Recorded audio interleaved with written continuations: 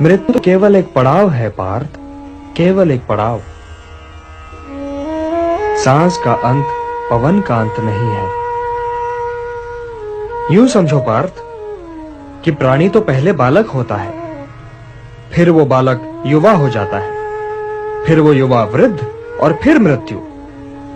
किंतु ये यात्रा तो शरीर की है। आत्मा तो इससे भी आगे जाता है।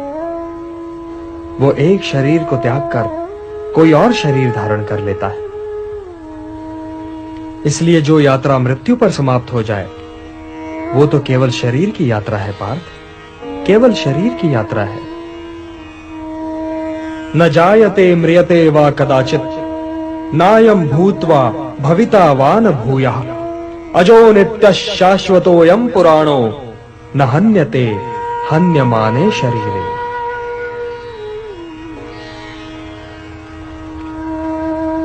आत्मा की यात्रा तो अनंत है पार्थ, और उसकी यात्रा के एक बिंदु पर शरीर पीछे छूट जाता है और यात्री आगे निकल जाता है, और वो बिल्कुल वैसे ही कोई नया शरीर पहन लेता है जैसे हम पुराना वस्त्र उतारकर नया वस्त्र पहन लेते हैं।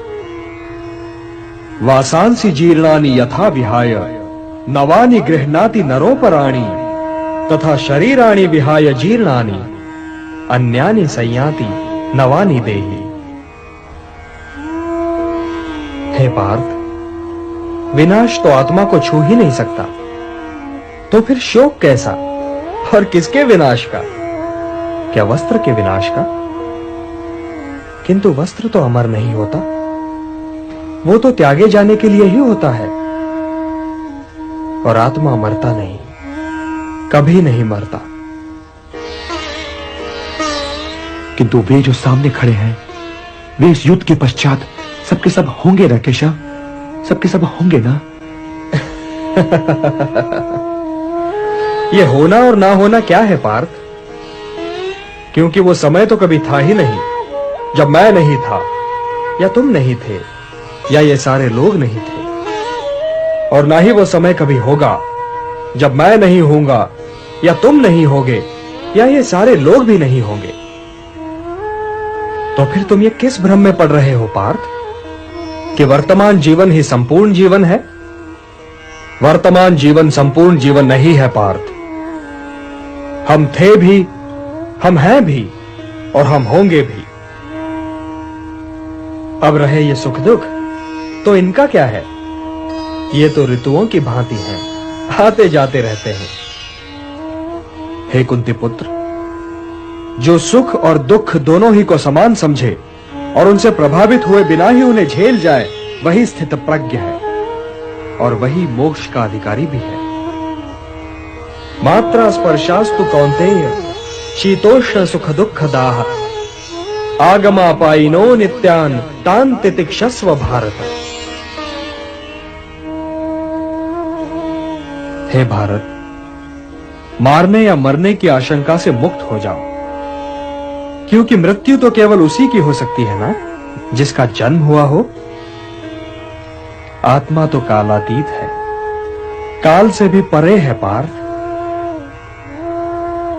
जन्म तो जीव का होता है, आत्मा का नहीं। और यदि आत्मा जन्म ही नहीं लेता तो उसकी मृत्यु कैसे हो सकती है? आत्मा तो बस है पार्थ, है। वो काल के दोनों तटों पर भी है और काल की धारा में भी। वो अजन्मा है, नित्य है, सनातन है, अविकारी है, अविनाशी है। इसलिए मारने या मरने के प्रश्न को लेकर चिंतित होना व्यर्थ है पार्थ, व्यर्थ है।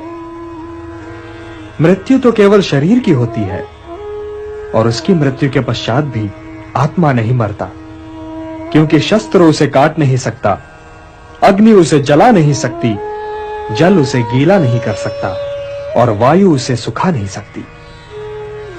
नैनम छिन्दन्ति शस्त्राणि नैनम दहति पावकः न चैनम क्लेदयन्त्यापो न शोषयति मारुतः।